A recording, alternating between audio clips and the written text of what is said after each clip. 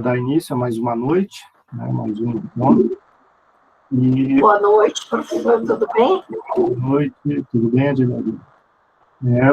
Vamos lá, né? Vamos começar a aula de hoje, na verdade, dando o recado de como será a aula de hoje. A gente eu já tinha feito esse aviso na semana passada, mas hoje eu vou reforçar. Na semana que vem, dia 29, né, na segunda-feira que vem, a nossa aula não vai ser exatamente uma aula, vai ser uma atividade avaliativa para vocês. Tá? Então, o que acontece? Na semana que vem, segunda-feira, vocês vão ter aí um espaço de tempo para vocês responderem a uma questão que, né, tem um texto de apoio aí para vocês poderem se estruturar, enfim, ter o contexto. Esse texto de apoio já está disponível lá na 9ª semana, né, lá no portal do aluno. Então, quem entrar na 9ª semana, lá no material de estudo, vocês vão encontrar um texto, né, um texto, e a atividade da semana que vem é sobre o benefício de prestação continuada, né, o BPC.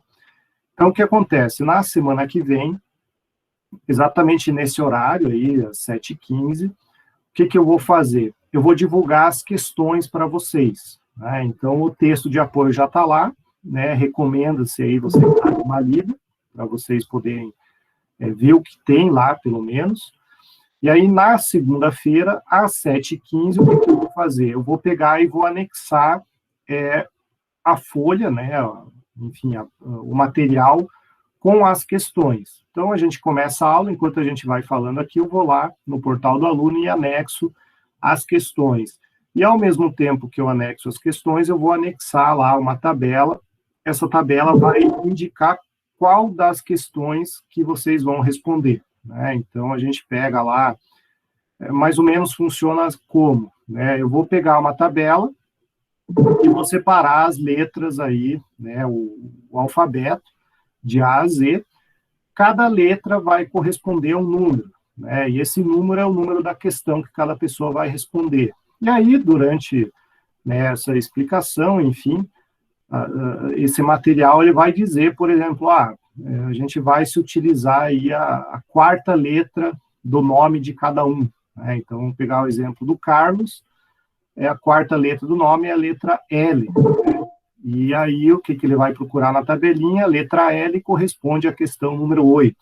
Então, ele responde a questão número 8 e me manda por e-mail, né? Então, vocês vão enviar essas questões todas respondidas por e-mail. E isso vai ser individualmente, né? Isso vai ser feito aí individualmente, cada um vai ter a sua questão para responder, mais ou menos nessa lógica, né? Então, o texto já está lá, vocês já podem dar uma lida, já podem fazer o download.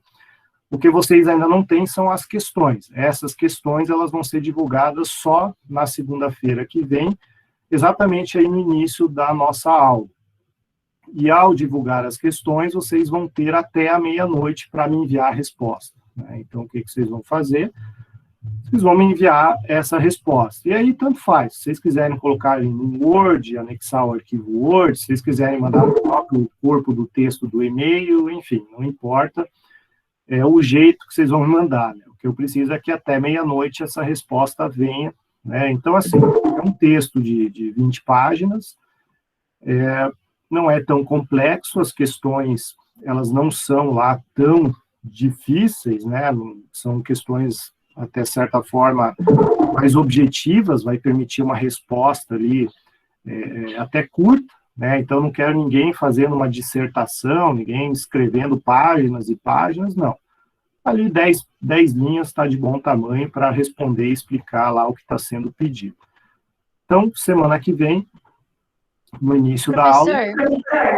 Oi, diga lá, Dini. Tenho uma dúvida. A resposta da pergunta manda no dia ou manda no dia seguinte para o senhor? Eu não entendi. Não, até a meia-noite do mesmo dia. Né, do mesmo dia. Tá então, bom, na obrigada. Segunda-feira, 23h59, vamos dizer assim. E aí, o que acontece? Como é um texto escrito, é um texto corrido, enfim, a plataforma AVA lá, ela acaba mais confundindo do que ajudando. Então, eu prefiro que vocês me mandem por e-mail. Acho que por e-mail ninguém mais tem dificuldade de mandar um e-mail, né? Então, ninguém vai poder dizer que a plataforma não funcionou, que travou, que isso, que aquilo. Então, vai ser por e-mail mesmo, né? Não vai ser lá naqueles campos lá de atividade avaliativa, nada disso. Vai ser por e-mail mesmo. Então, na segunda-feira que vem, aí eu anexo essa tabela, todo mundo vai saber qual questão responder, e todo mundo vai ter o e-mail, né? Na verdade, o meu e-mail, o e-mail que a faculdade criou para os professores, né? Até eu vou escrever aqui no chat, mas, de qualquer maneira, no material eu vou colocar de novo, né? Então, é meu nome e meu sobrenome, @uniandrade.edu.br, né? Então, esse é meu e-mail, até para quem não sabia, está aí meu e-mail. Mas, de qualquer maneira, no material de apoio lá, eu vou colocar de novo, né? Não se preocupem de gravar agora. De qualquer maneira, então, se programem, né, para segunda-feira que vem, vocês estarem aí no computador, né? Não ficar só no celular, senão vai ficar difícil aí para vocês responderem, muito embora também dá, né, se conseguir. E fiquem atentos, né? Isso aí vale 30% da nota, os outros 70% a gente vai tirar da prova, né, da atividade avaliativa da semana de prova, que, para quem não sabe, é daqui a um mês, né? A última semana de abril vai ser a semana de provas, né? Então, vocês já estão no ambiente online já há algum tempo, vocês já sabem como funciona, né? Vai ser aquele formulário, atividade avaliativa e tudo mais. Ela é liberada, né, num dia, vocês vão ter aí um prazo, né, de 3 horas para resolver, enfim, como vocês já fizeram ano passado, a semana, né, de avaliação vai ser assim daqui a um mês, final de abril, aí, de acordo com o calendário.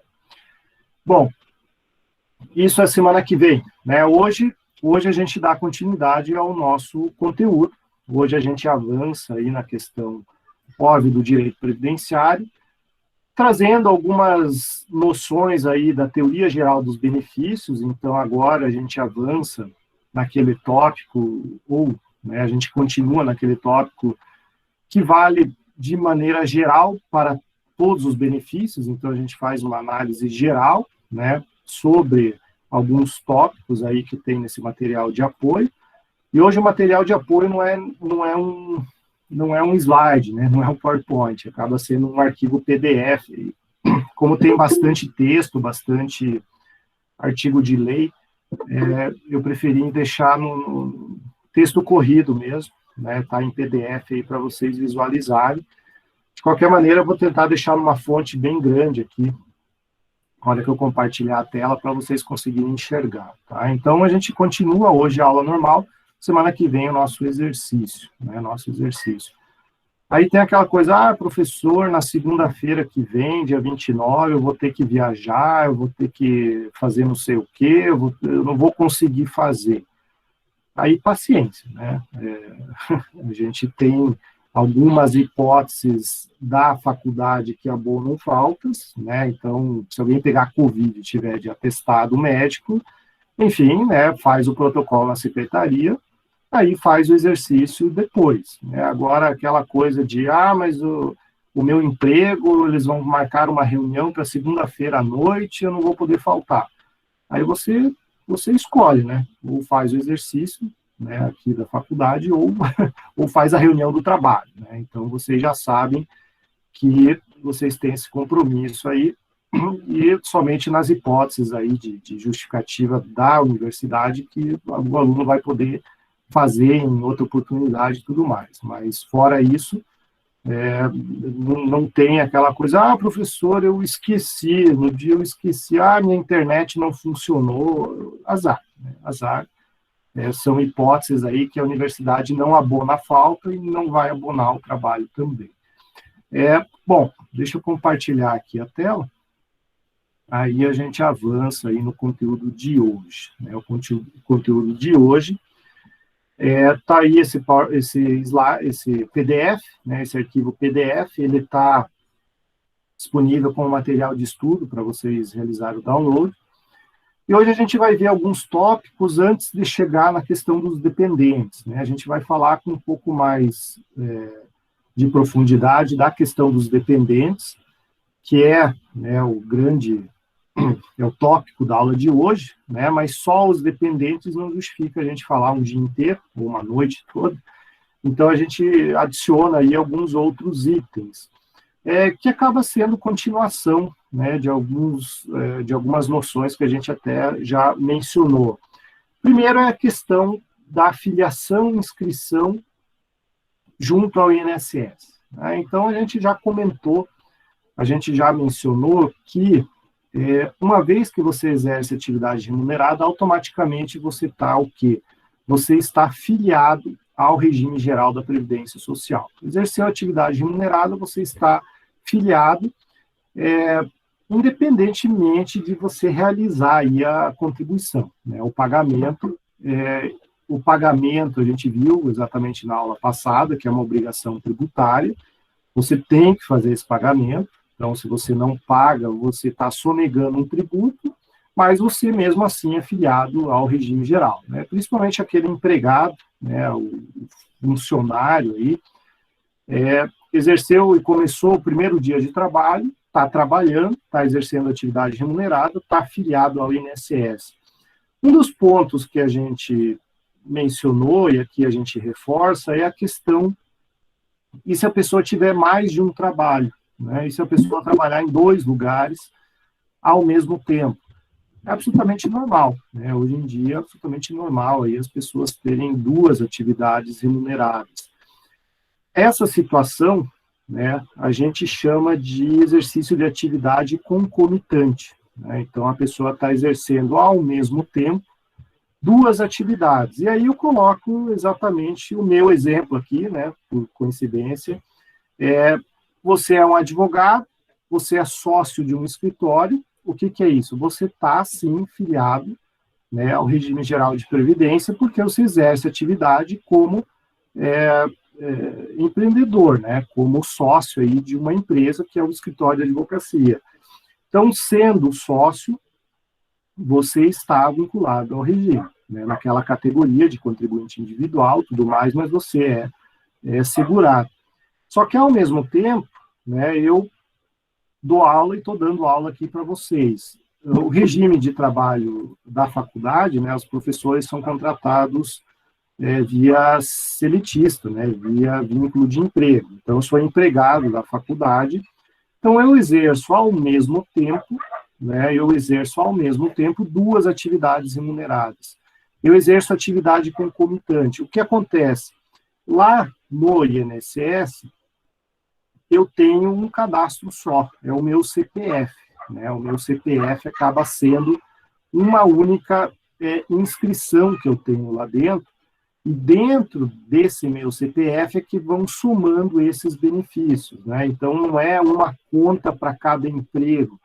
Tanto que, ao longo da nossa vida, né, vida laborativa, a gente vai somando um currículo, né? Então, você entra numa empresa, sai de outra, entra em outra. Isso vai formatando um histórico lá no INSS que não se perde. Então, vocês, inclusive, têm direito de ir até uma agência, né, quando elas reabrirem para atendimento presencial, e vocês solicitarem até um extrato, né, vocês podem pedir um extrato lá para saber quanto que vocês têm, por exemplo, de tempo de contribuição, desde quando vocês estão filiados, existe possibilidade até de fazer simulação de valores, né, para uma eventual aposentadoria, tudo isso tem lá via sistema do INSS, né? Então, você tem uma conta única.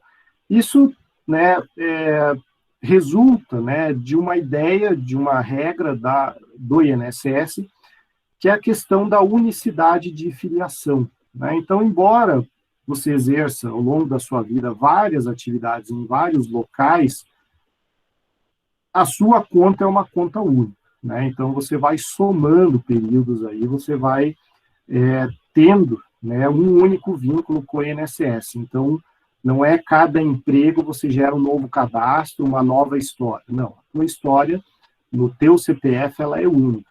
E aí, aquela ideia que eu já comentei com vocês, sobre o teto do INSS. Né? Então, veja, aqui no exemplo, né? Então, a pessoa, vamos imaginar que, sendo advogado e sendo empregado, a soma das duas remunerações seria R$ 6.600.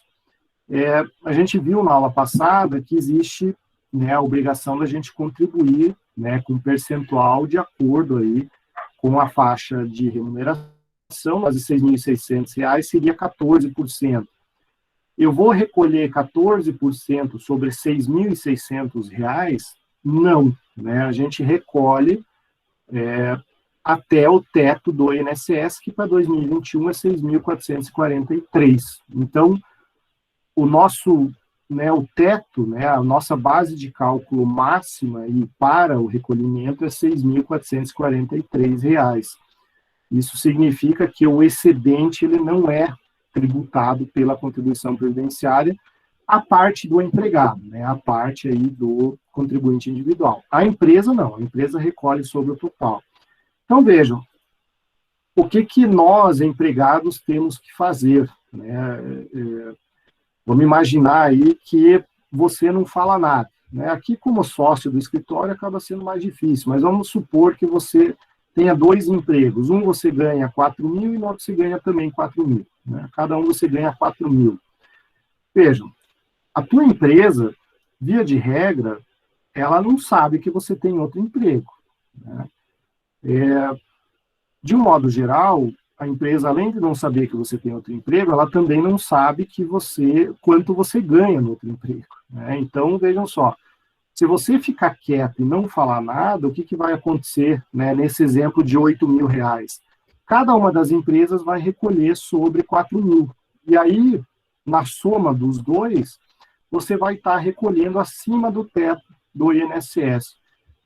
Na prática, o que significa? Você vai estar jogando dinheiro fora, né? Porque você vai estar recolhendo mais do que poderia, mais do que deveria, e você não vai ter esse retorno, porque você não vai poder se aposentar acima do teto do INSS. Né? Então, esse dinheiro, ele acaba sendo desperdiçado, você está contribuindo, né, a mais do que deveria. Então, o que o empregado ele tem que fazer? E isso é obrigação nossa como empregado, porque, né, as empresas não têm como saber, nem o INSS fica quieto, né, ele não vai ficar comunicando uma empresa que existiam 2 cadastros. Então, você, enquanto empregado, você tem que ir lá no financeiro, no RH, e pegar uma declaração, e aí, conforme a empresa, ela exige, a cada meio ano, a cada 3 meses, uma vez por ano, ela vai pedir, vai exigir uma declaração do outro emprego para declarar quanto que ganha e quanto que está recolhendo. Né? Então, vou imaginar que eu vou lá no escritório e pego uma declaração que eu ganho 4.000. Né? Então, o que eu faço com essa declaração? Levo lá no Andrade, falo assim, olha, Andrade, como eu já recolho sobre 4.000, por favor, faça o recolhimento da contribuição previdenciária só sobre a diferença até atingir o teto. Nesse caso, seria R$ 2.433. E se você recolher a mais, você está fazendo aí um recolhimento indevido, né, que não precisa, porque não vai inverter aí em benefício para a pessoa. Então, a gente tem que fazer esse exercício de levar essa declaração, né, levar essa comunicação de um emprego para o outro, para que não haja aí, para que não ultrapasse, né, essa questão aí do teto do INSS. Então, esse é o grande ponto aí da atividade concomitante, né, tomar esse cuidado aí, para você não estar, não digo jogando dinheiro fora, né, mas para você não estar contribuindo sem receber o respectivo contraprestação aí. Então, esse é o nosso primeiro ponto, né, a questão da filiação múltipla, aqui, com atividades concomitantes. Bom, um outro ponto, um outro tópico, é a famosa desaposentação. Né? É o aposentado que volta a trabalhar. O que acontece? O aposentado, né, uma vez que a pessoa se aposenta por idade, por exemplo, que é o mais comum, aposentar não significa que essa pessoa obrigatoriamente precisa deixar de trabalhar. Né? Aliás, acaba sendo hoje em dia o mais comum a pessoa se aposenta, mas continua trabalhando, né? Então, ela recebe o benefício da aposentadoria, do INSS, mas ela recebe também o salário, porque ela está trabalhando, né? Então, é um aposentado que continua trabalhando, normal. Só que o que acontece? O aposentado que trabalha, ele continua tendo desconto da contribuição previdenciária, né? Aquela tabelinha lá que a gente viu de 7,5% a 14%, também incide sobre o valor do salário que o aposentado recebe, não sobre a aposentadoria, né? Sobre o benefício da aposentadoria não incide contribuição.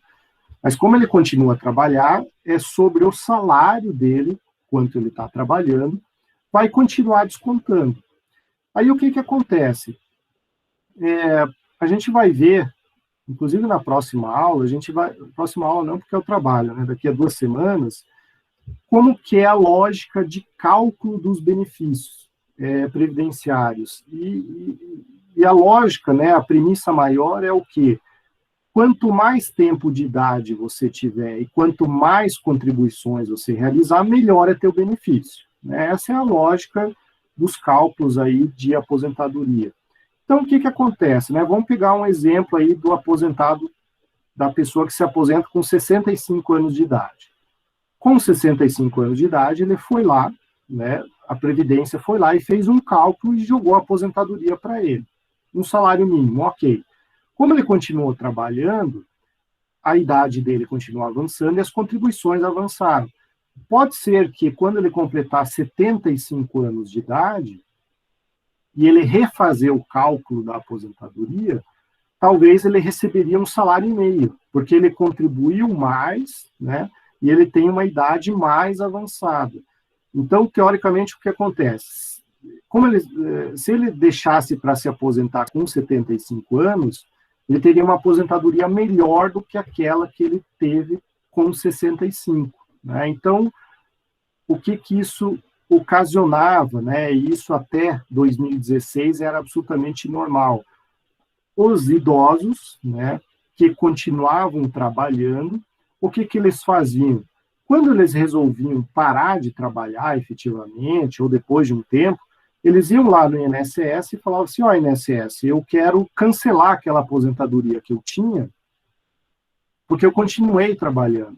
E se eu fizer o cálculo hoje, eu tenho direito a um valor melhor de aposentadoria. Então, eu quero cancelar aquela antiga e eu quero uma nova aposentadoria.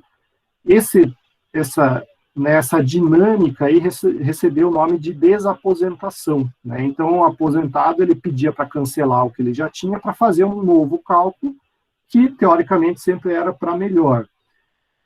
Isso aí era algo, e sempre foi algo que o INSS nunca aceitou, né? O INSS sempre falou assim, não, isso aí não tem previsão legal, né, de você cancelar um benefício e fazer outro. Então, o INSS sempre negou. O INSS sempre rejeitou esse tipo de pedido. E aí, qual era o caminho? O caminho era uma ação judicial. Uma ação judicial, ou seja, né, via Poder Judiciário, Justiça Federal, que é contra o INSS, uma autarquia federal, então sempre para a Justiça Federal, e você pedia a tal da desaposentação. Né? Você pedia via judicial, juiz, o INSS não aceitou, então eu quero que você, juiz, determine que o INSS cancele o benefício anterior e me dê um novo, com base nesse novo parâmetro.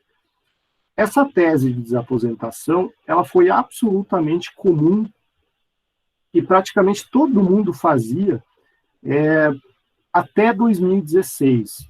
Até 2016, era absolutamente pacífico no STJ, né? Então, veja, o Superior Tribunal de Justiça, ele já tinha decidido inúmeras vezes que podia, né, que não tinha problema, podia sim fazer isso, era um direito disponível, é um direito que você pode simplesmente abrir mão, e a hora que você abre mão, você não perde, né, a qualidade segurada, então você pode pedir um novo benefício. Essa era a lógica aí do STJ.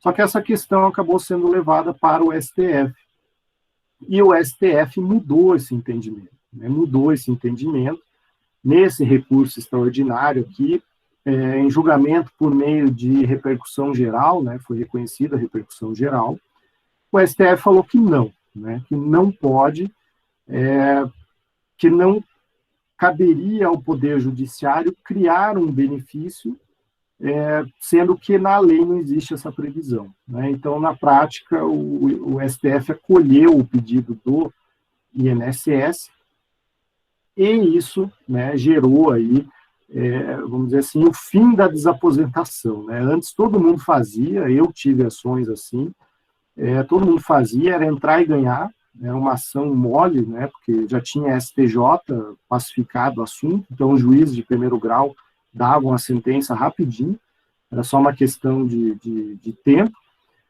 e o STF veio e reviu isso daí, né, simplesmente o STF pegou e falou, não, agora não pode mais, né, e acabou com isso daí. Aí surge um ótimo tema aí para quem não, né, quem não tem nem ideia do que fazer de TCC, né, e eu sei que vocês já estão no 8º, 9º período, ou seja, a água está começando a alcançar o pescoço, né, vocês precisam começar a se mexer, é um tema bem interessante em cima disso, né, a questão, mas e aí aqueles casos que transitaram em julgado a favor do aposentado? O aposentado que entrou com a ação da desaposentação e ganhou. Essa ação transitou em julgado antes do recurso aqui do STF. E aí, né, ele pode ou não ter revogado aí esse trânsito em julgado a favor dele, em razão de uma nova posição do STF, né? Então, vejam só, isso aí surge, né, decorre de um tema altamente polêmico, que é a mutabilidade, né, ou seja, a possibilidade de mudar uma ação transitada em julgada em razão de um novo posicionamento aí do judiciário, né? Vejam só como é polêmico. Muita gente diz que é possível, mas desde que seja feita no prazo da ação rescisória, ou seja, 2 anos, né, após o trânsito em julgado. Outros falam que pode ser a qualquer tempo, né, porque por ser um benefício social, ele pode ser revisto a qualquer tempo, ele não gera aí, né, um direito adquirido, vamos dizer assim. E outros falam que não pode, né, porque o trânsito julgado faz lei entre as partes e ponto final, né? Então vejam que tema bacana aí que esse assunto, né, traz para quem não tem ideia do que falar, né, enfim, uma oportunidade. Mas, enfim, só para vocês saberem, para vocês terem noção e saberem o que é a desaposentação, né? Até 2016, né, nós, advogados que atuávamos na área, a gente trazia com mais detalhes aí essa questão. De 2016 para cá, ninguém mais entra com esse processo porque perde, né? Foi julgado com repercussão geral aí pelo STF. Mas, né, vale a pena aí só para vocês terem esse contexto.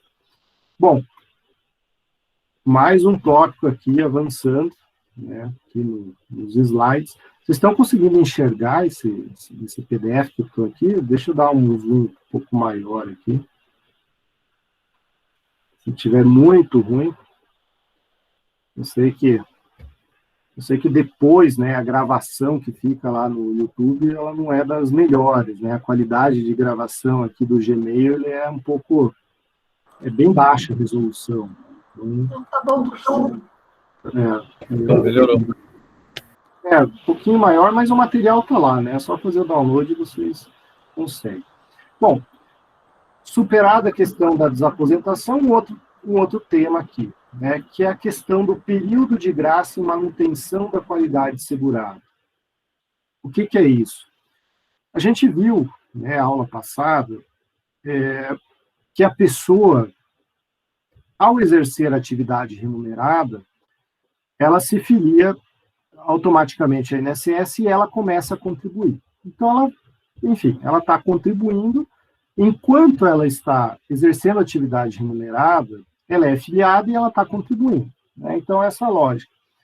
Só que pode acontecer, e isso é absolutamente comum, da pessoa ser despedida, ser mandada embora, ter o contrato de trabalho rescindido, né? Ela parar de trabalhar. Então, veja, ela pode, né, vamos imaginar aí que ela trabalhou por 15 anos, né? Trabalhou 15 anos, está lá. Enquanto ela está trabalhando, está recolhendo, está afiliada, ela é segurada aí do regime geral de previdência social. Mas aí ela é mandada embora, ela, né, demitida aí sem justa causa, totalmente normal. O que acontece com essa pessoa? Ela sai do regime, ela não é mais segurada do INSS. Vejam só, ela, dependendo da situação, ela vai sair sim, ela vai ser excluída aí do rol de segurados. Só que o que a legislação traz? Ela fala assim, puxa vida, mas essa pessoa trabalhou por muito tempo, essa pessoa está trabalhando, de repente ela não tem mais essa atividade remunerada, não é justo, de um mês para o outro, ela simplesmente ser excluída do regime, né? Então, o que acontece? A legislação criou aquilo que é conhecido como período de graça, né? Então, veja, isso aqui não é carência, tá? Carência a gente vai ver nas próximas aulas. Isso daqui é a situação em que a pessoa é segurada e necessariamente ela está contribuindo. Mas, por algum motivo, ela não tem mais atividade remunerada. E, né, de certa maneira, ela deixa de contribuir. Então, nessa situação, né, quando ela para de contribuir, é que surge um lapso temporal que a gente chama de período de graça, né? Ou seja, ela mantém a qualidade de segurado, mesmo não realizando contribuições ao INSS. Qual é a premissa básica aí da Previdência Social? Ela é contributiva. Se você não contribui, você não tem direito. Então, essa manutenção aqui da qualidade de segurado é um abrandamento, né? Uma exceção aí temporária ao princípio, a ideia da contributividade. Durante um período, essa pessoa continua segurada mesmo não contribuindo. Porque é diferente da carência. Carência é outra lógica. Carência é o período de tempo que você precisa estar no INSS para você poder usufruir de um benefício, né? Então, se começa a contribuir hoje, você só vai poder ter o salário maternidade daqui a 10 meses. Ok. Né? Então, isso é carência. Aqui não, aqui é outra lógica. Aqui é aquele momento em que você para de contribuir, você vinha contribuindo há um bom tempo, parou de contribuir, mas você tem aí um abrandamento pela lei, você continua como segurado do INSS por um tempo, né? Isso é o período de graça. Período de graça, né, que o nome correto aqui é manutenção da qualidade de segurado, né? A doutrina chama isso de período de graça. O que acontece? Nesse período de graça, você continua como segurado, né? Então, você continua como segurado, a gente já vai ver o tempo que é isso, né? Via de regra, 12 meses, então você fica lá por 12 meses, mas nesses 12 meses você não contribui, né? Porque você está desempregado, você não está contribuindo. Então, esse período de graça, né? Essa situação em que você não está trabalhando, não está contribuindo, mas continua como segurado, ele tem essa característica, você considera isso e você faz jus aos benefícios, mas você não está contribuindo.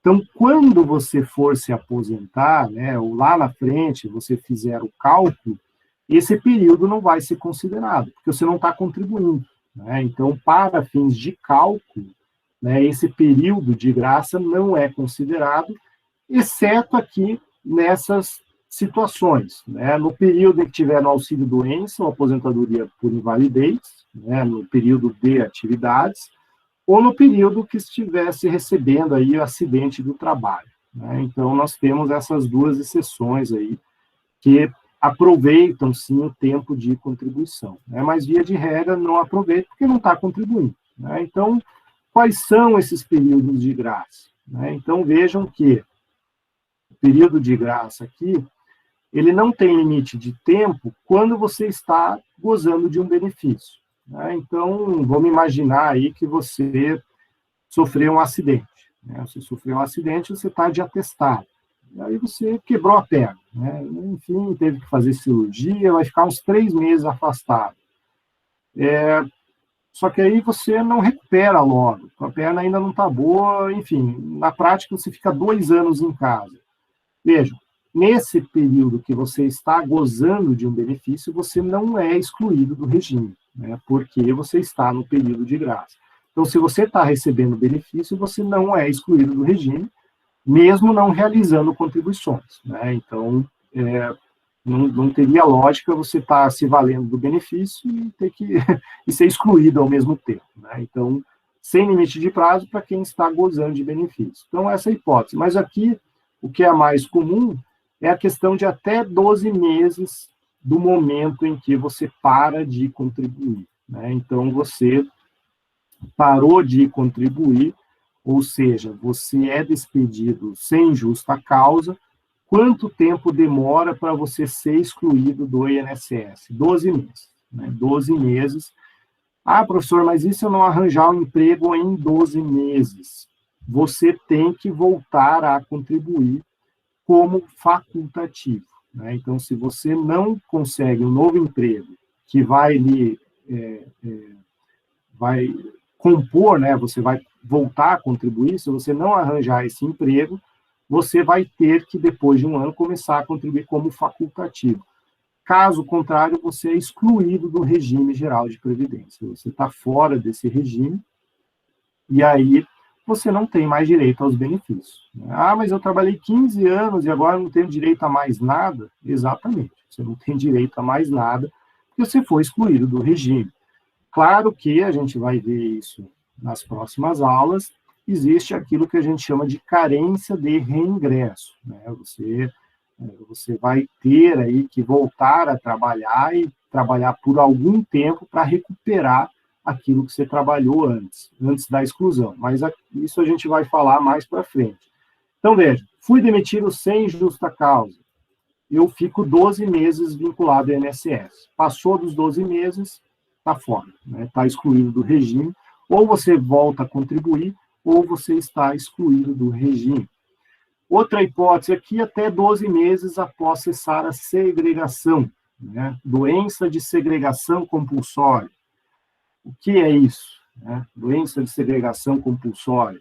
Um exemplo bastante importante é a tal da Covid. Né? Se você pega a tal da Covid, a legislação exige aí, né, enfim, os médicos, né, exigem que você fique pelo menos 14 dias isolado. Então, o que é isso? Né? Você passa... É que como é só 14 dias, não acaba não sendo tão relevante o exemplo. Vamos imaginar que você pegue aí sei lá, qualquer doença que você precise ficar um ano isolado, né, em quarentena. O que acontece? Quando acaba essa quarentena, você ainda tem 12 meses de período de graça aí para você voltar a contribuir para o INSS, então você fica 12 meses vinculado. Bom, até 12 meses após o livramento, né, do segurado aí preso, né, o segurado, enfim, que foi recluso, né, o regime aí fechado, então foi solto, né, o segurado que era preso, que era segurado, foi preso, e quando ele sai, ele tem 12 meses de carência para ele voltar, né, à questão de contribuir, senão ele tem que ir para o facultativo. 3 meses após o licenciamento, daqueles que se incorporam às Forças Armadas, né, então, deu baixa lá no serviço obrigatório, tem 3 meses aí para voltar a contribuir, e até 6 meses após você parar de contribuir se você é facultativo. Então, você contribui lá por um período, e aí você está em dificuldade financeira, não consegue mais contribuir, enfim, por algum motivo você não fez esse pagamento na qualidade de segurado facultativo, você tem 6 meses para voltar a pagar, senão você também é excluído. Né? Então, você tem esse período de graça aqui, mesmo sendo segurado facultativo.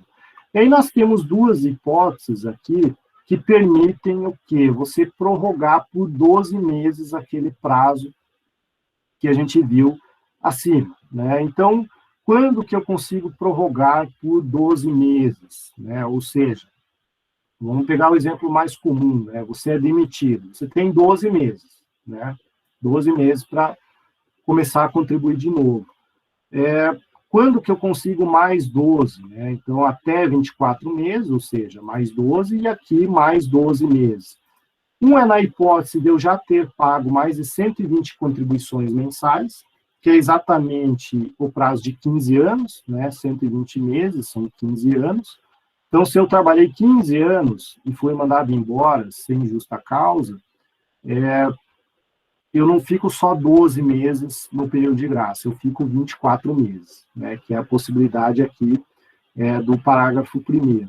E aí o parágrafo 2º do artigo 15 traz a hipótese aí que você, quando você faz registro aí, junto ao Ministério do Trabalho e Emprego, a famosa Agência do Trabalhador, comprovando que você está buscando emprego, né, que você está tentando um novo emprego, mas não está conseguindo.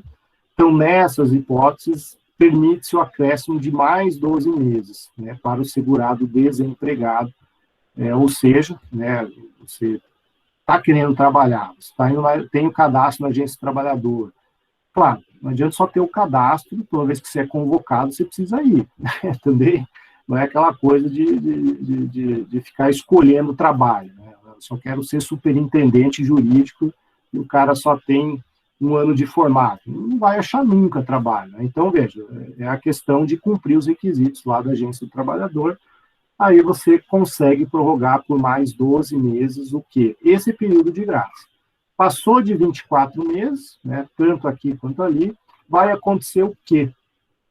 A perda da qualidade segurada.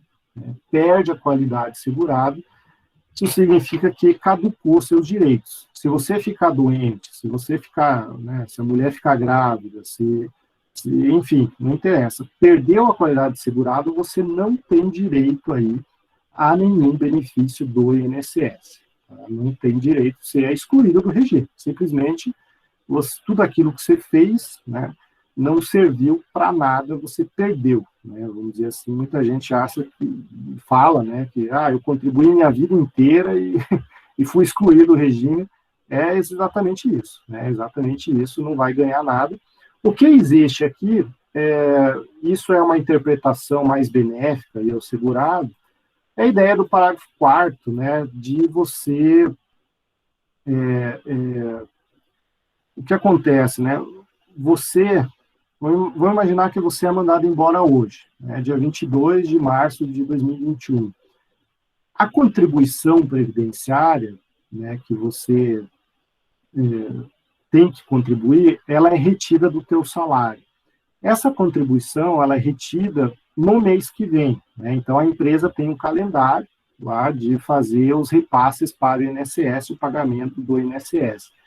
Então, o que acontece? Mesmo você tendo sido demitido em março, como a empresa só vai fazer o recolhimento, né, o custeio da sua parte no mês que vem, existe essa pequena prorrogação de um mês para o outro, né, por essas questões aí muito mais tributárias, vamos dizer assim, do que questões aí legais, né? Então, a gente tem aí essa pequena prorrogação, né, que coloca aqui nesse texto, que é essa questão de virar o mês, né? Então, na prática, você acaba ganhando um mês por conta dessa rotina de como é feita a contribuição. Ela sempre é feita, paga no mês seguinte, então você ganha aí um mês com relação a isso. Bom, e o que significa, né, a perda da qualidade segurada? A caducidade dos direitos inerentes a essa qualidade.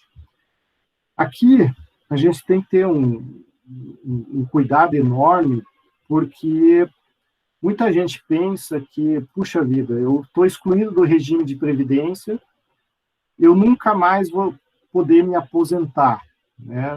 Não é bem assim. O que acontece, né? Vamos pegar o exemplo da aposentadoria por idade. A aposentadoria por idade, ela tem basicamente 2 requisitos. A idade, né?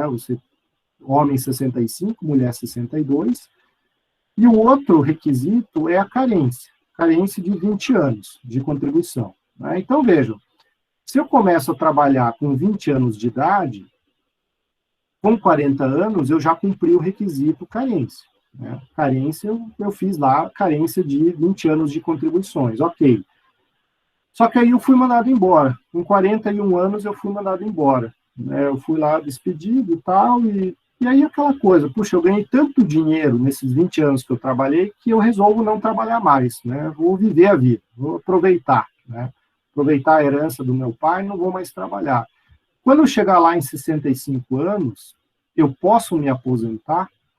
Pode, né? Porque você, mesmo estando excluído do regime geral de previdência, desde os 41 anos, você cumpre os dois requisitos para se aposentar. E quais são os dois requisitos para se aposentar por idade? Idade 65 e cumprir a carência de 20 anos.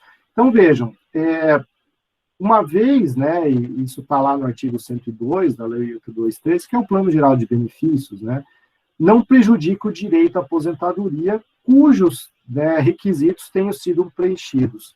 Ou seja, eu já cumpri a carência, eu só não cumpri a idade porque eu não tinha idade ainda. Então, mesmo excluído do regime, essa pessoa consegue esse benefício, né? Então, vejam que interessante aí, isso daqui traz aí, né, desvenda, né, um grupo de pessoas que talvez tenham direito a se aposentar e nem saibam, né?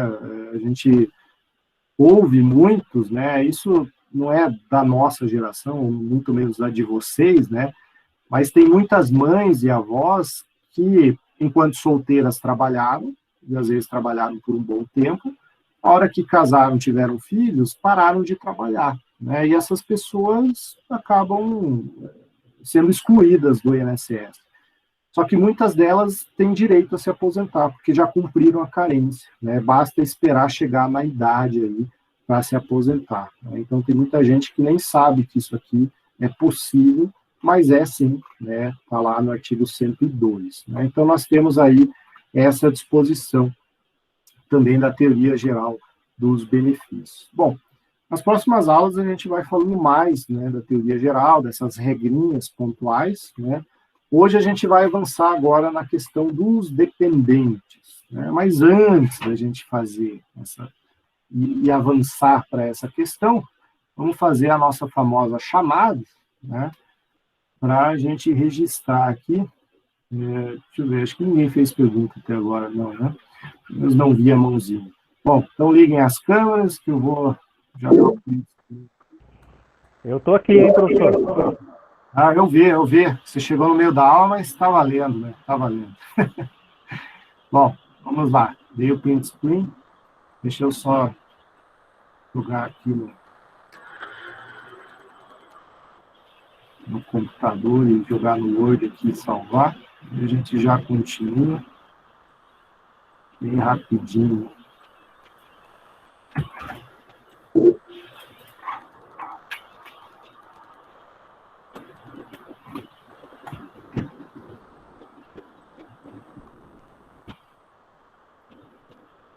Aí, passar o... Vamos ver quem perguntou. Minha câmera não está ligando. Bom, azar, né? Azar, não posso fazer nada.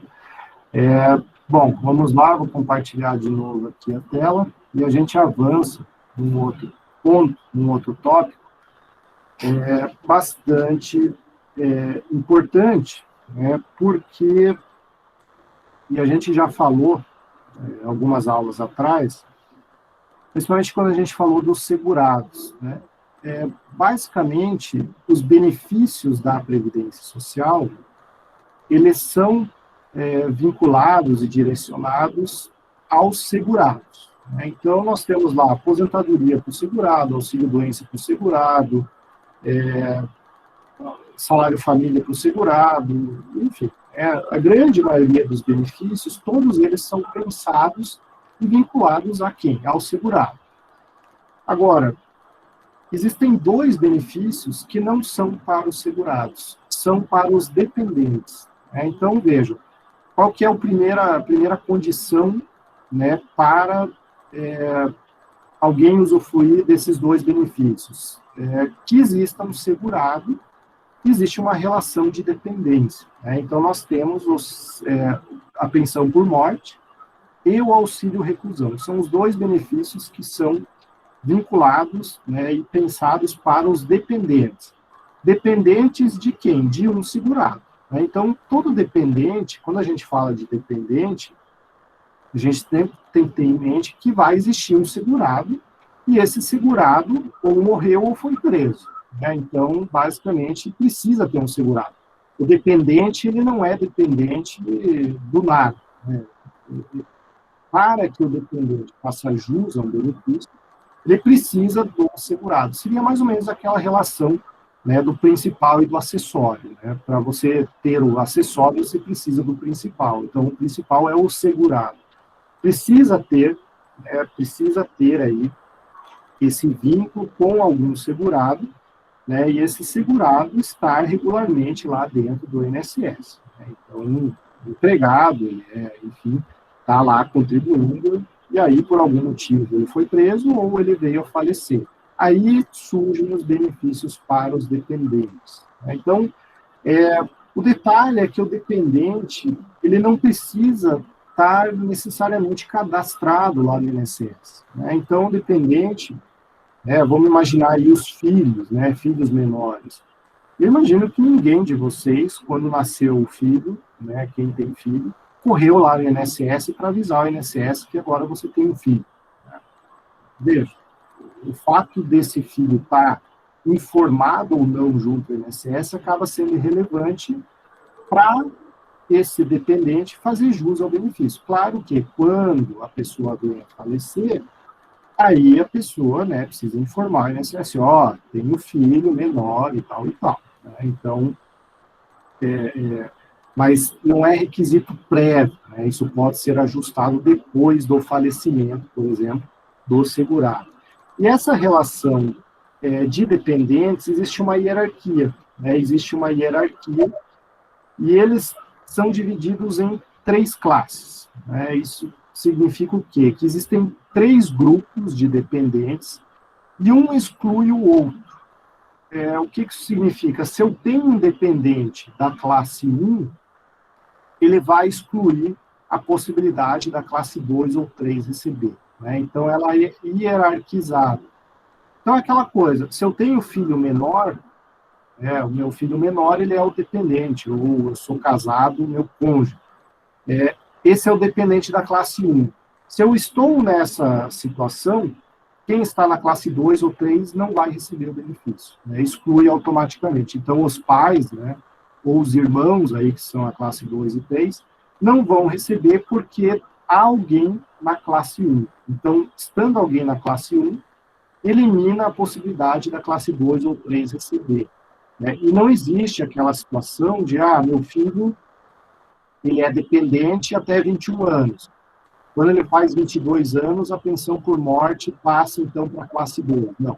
Aí elimina o benefício por ali. Né? O benefício ele não vai saltando de classe em classe, não. Ele se exaure naquela mesma classe. Então, se aquela classe, depois de recebimento do benefício, ela deixa de existir, né, então vamos imaginar aí que a pessoa é casada e a cônjuge também vem a falecer. Não passa para a classe 2 nem para a classe 3. O benefício se exaure por aí. Então é aquilo, existe uma hierarquia, uma ordem de preferência, né, que eles cada classe tem preferência sobre a outra. E se existe mais de uma pessoa dentro da mesma classe, o benefício ele é dividido.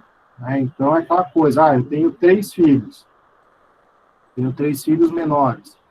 Não são 3 benefícios de pensão por morte. Não, é um só, cujo valor é dividido em 3. Né? Então, quem está dentro da mesma classe recebe uma igualdade de distribuição.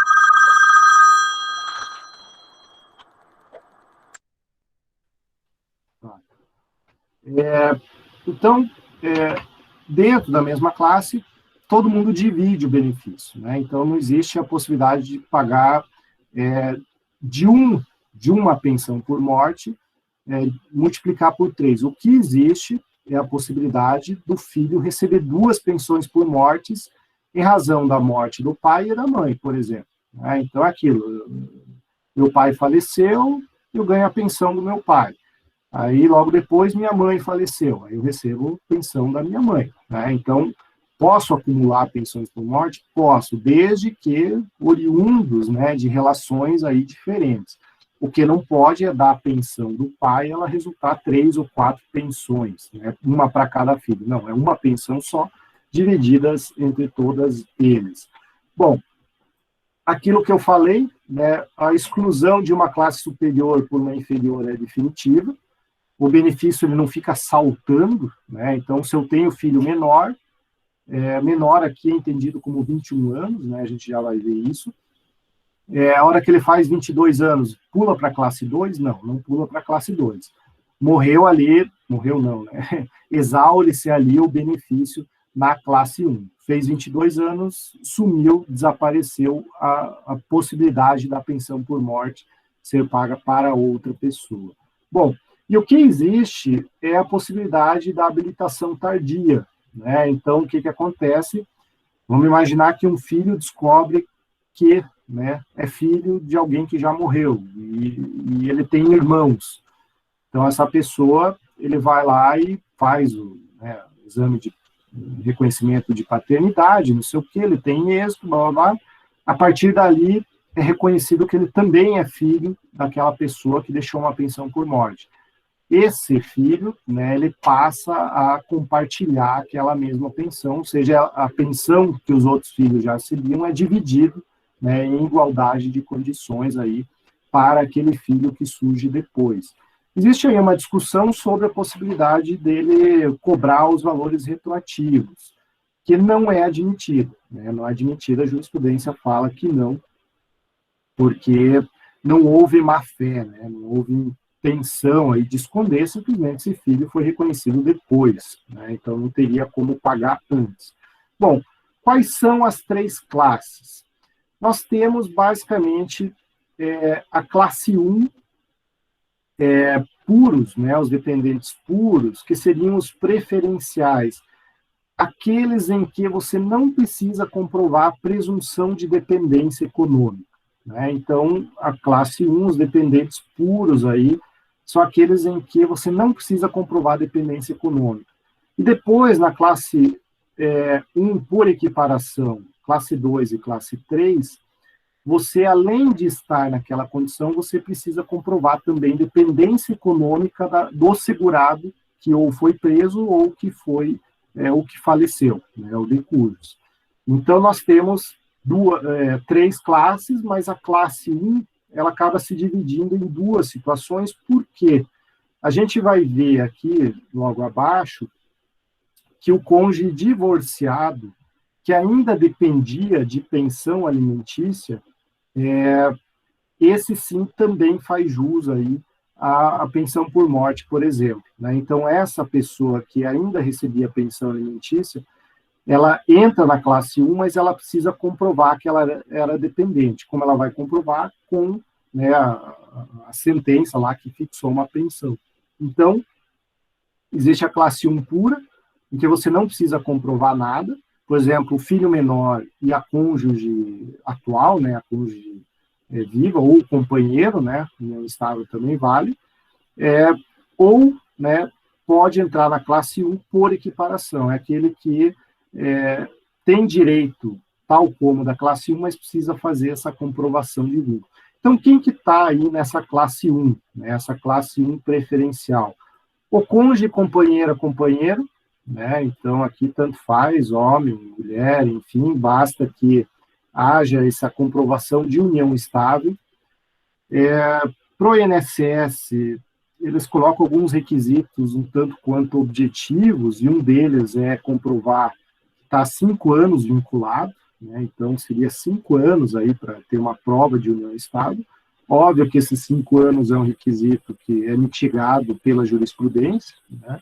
Mas enfim, então o cônjuge, casado, né, companheiro e companheiro, e o filho que não tenha sido emancipado, né? Então é menor de 21 anos. Então, aqui é um grande ponto, né? 21 anos, fez 22, perdeu o benefício.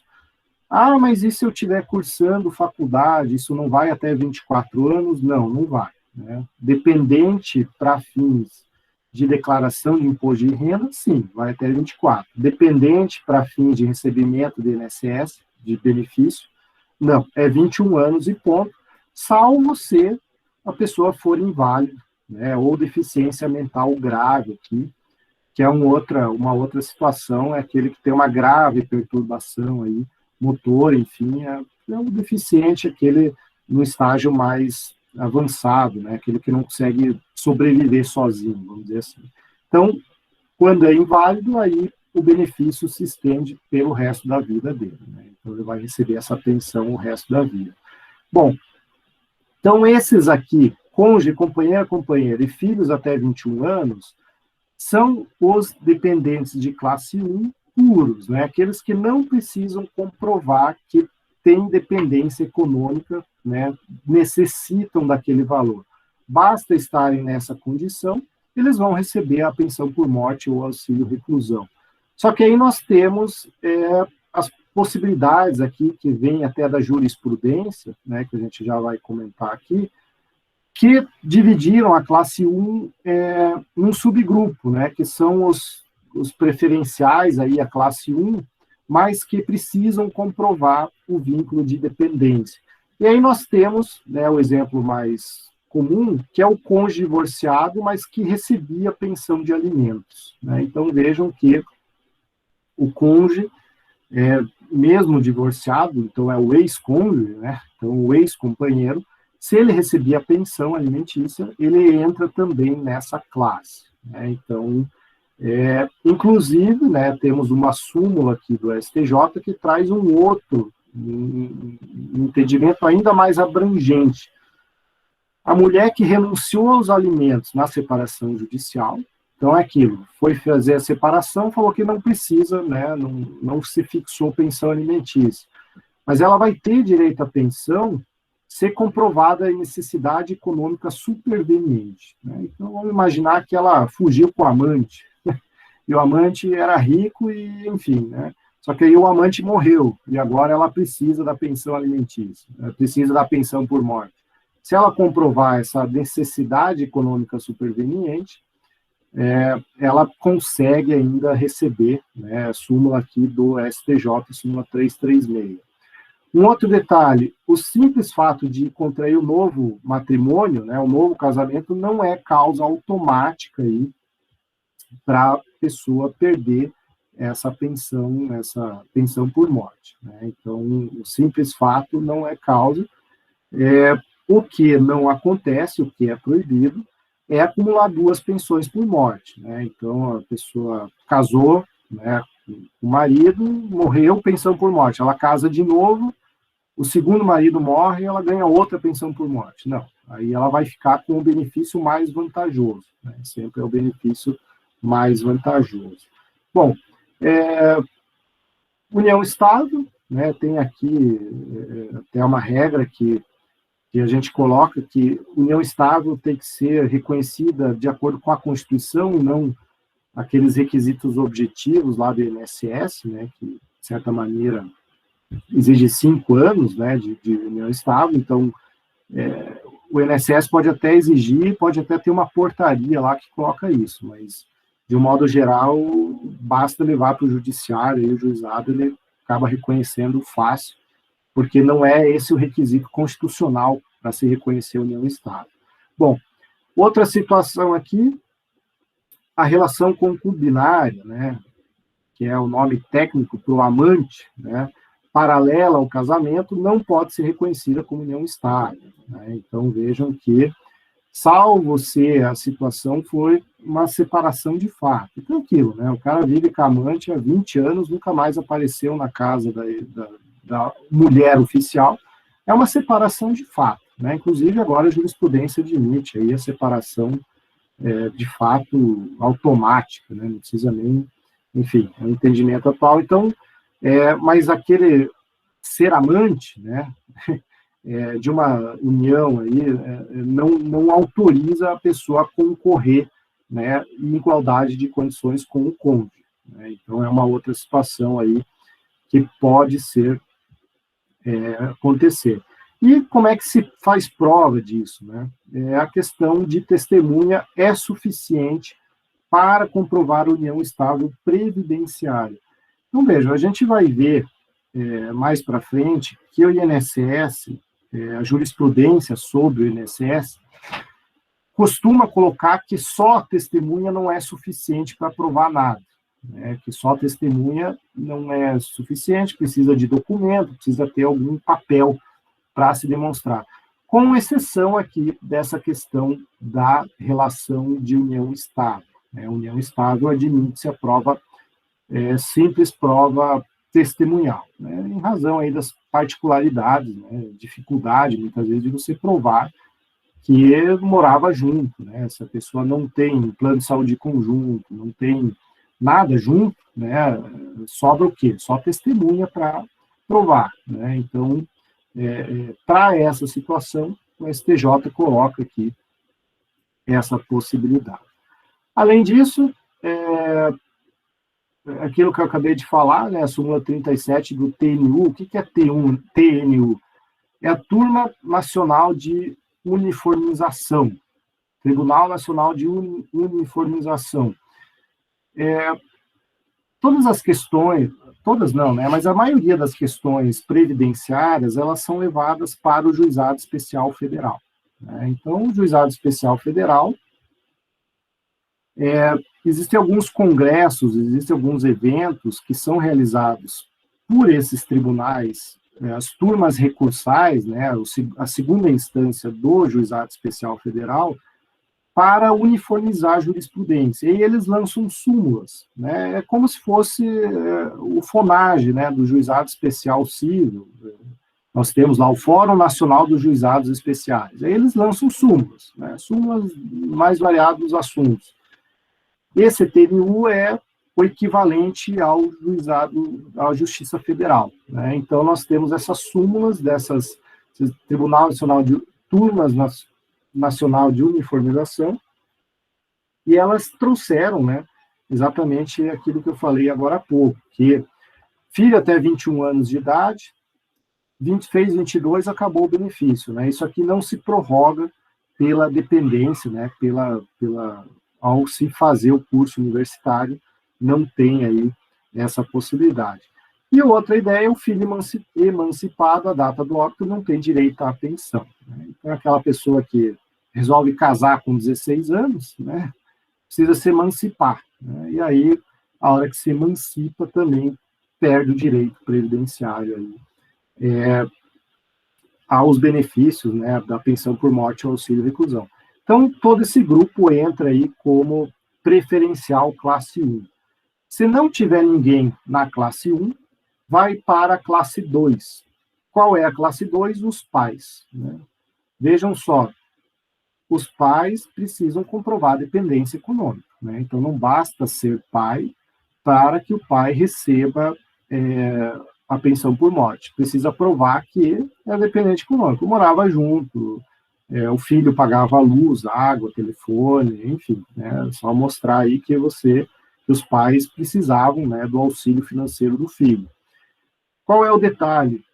Os pais, né? Os pais significa pai e mãe, não significa avó, nem avô, nem bisavô, nem trisavô, nem nada disso, né? Então, são os pais, né, e não os ascendentes. Isso significa que só o pai e a mãe aí, que fazem jus a essa classe 2.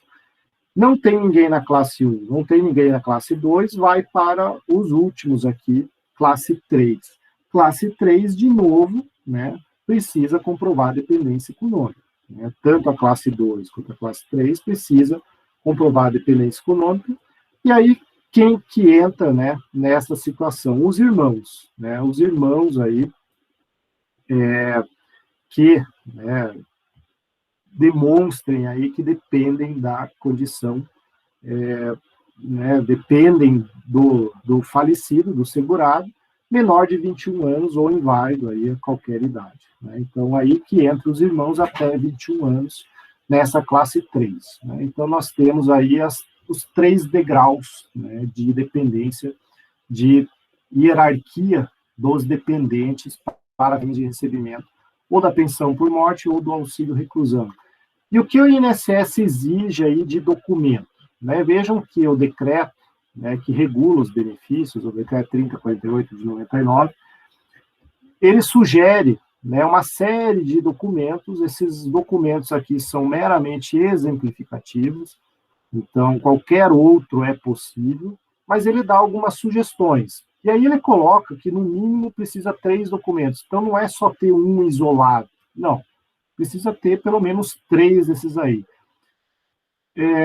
Isso é uma condição que, se você não tiver, você não faz jus ao benefício? Não. Né? Se você tiver só um documento, e o INSS não aceitar, é aquilo. Qual é o caminho? É ir para o juizado. Né? Então, o juizado, que é a maioria, né, é o valor até 60 salários, aí, é onde a grande maioria dessas discussões acabam chegando. Né? Por quê? O INSS coloca, e isso não é culpa do INSS, isso está nos decretos e portarias que regulamentam a atuação do INSS, ele costuma colocar aí, precisa 3 documentos, precisa esse documento, aquele documento.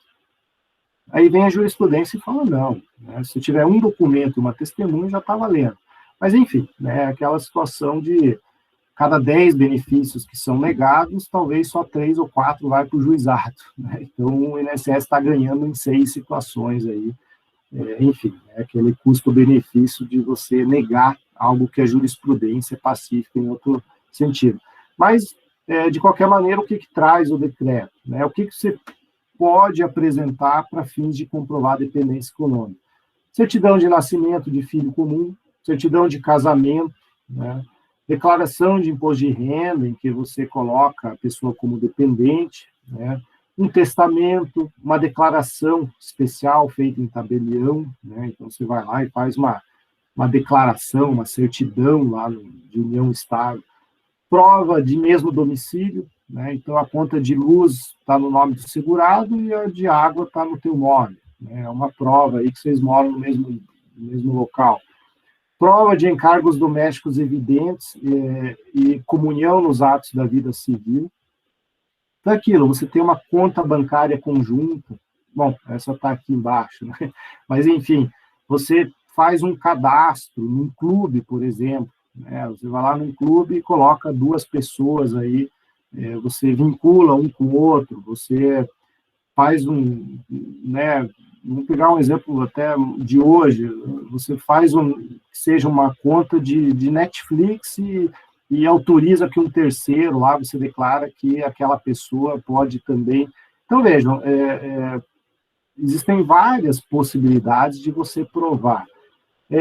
Procuração, né, em que os 2 assinam em conjunto, registro em associação de qualquer natureza, né, são os clubes aí, até cooperativas, quem é do interior pode acontecer aí de cooperativas de trabalho rural, enfim, você vincula os 2, anotação em livro de registro de empregados, apólice de seguro, né, que esteja os 2, ficha de tratamento em assistência médica, né, um plano de saúde, escritura de compra e venda, declaração de não emancipação ou qualquer outro aí que você possa imaginar. Né? Então, tudo isso aqui são ideias ou sugestões para você, né, que está na classe 2 ou 3, principalmente, para você provar que você dependia, sim, daquele segurado que veio a falecer, e aí você faz jus, né, à pensão por morte. Né? Então, essa é a questão aí dos dependentes, né, essas classes que estão num grau de hierarquia, uma superior à outra, uma exclusiva, uma excludente da outra. Bom, pessoal, basicamente esse é o conteúdo de hoje. Né? Não sei se restou alguma dúvida, alguma questão, eu fico à disposição. Né? Só lembrando aqueles que chegaram depois, semana que vem a gente tem o nosso exercício, né? Nossa atividade avaliativa. Então, não deixem de aparecer semana que vem. Bom, pessoal, se não tem nenhuma pergunta, nenhuma dúvida, tudo certo, tudo tranquilo. Então, Professor, não me chamou na chamada. Oi, Edilaurina, não escutei. O senhor não me chamou na chamada. Ah, não, eu não faço chamada chamando, eu vim aqui... Eu só queria confirmar. Professor, Oi, diga. Tenho uma dúvida. O texto que o senhor postou lá no AVA é da Escola da Magistratura do Estado do Rio de Janeiro? Eu acho que sim. É um Deixa eu abrir. Oi? Deixa eu abrir aqui, que eu sei que... Isso, esse mesmo. Esse mesmo. É da Júlia de Albuquerque, né? Isso, Júlia Reis. Isso, Então, foi um trabalho que ela fez para um mestrado aí, mas ela acabou, vamos dizer assim, ela acabou resumindo no artigo como funciona o benefício, os pontos controvertidos e tudo mais. Então, entendi, obrigada. Esse mesmo. Muito Isso. obrigada. Imagina. Bom, pessoal, então, agradeço aí a paciência, agradeço aí a presença, e aí semana que vem a gente avança aí com a questão do trabalho, tá bom? Então não deixem de... E a questão que vai ser de cada um é a terceira letra do nome, é isso? Semana que vem eu explico certinho. Semana que vem eu explico certinho. Todo mundo vai receber, vai ter uma tabela lá para fazer o download, todo mundo vai saber certinho qual questão responder. Mas isso, aula que vem eu Tá bom, pessoal? Então, agradeço. Obrigado a todos. Uma boa noite. E semana que vem estaremos aí. Obrigado, professor. Boa noite.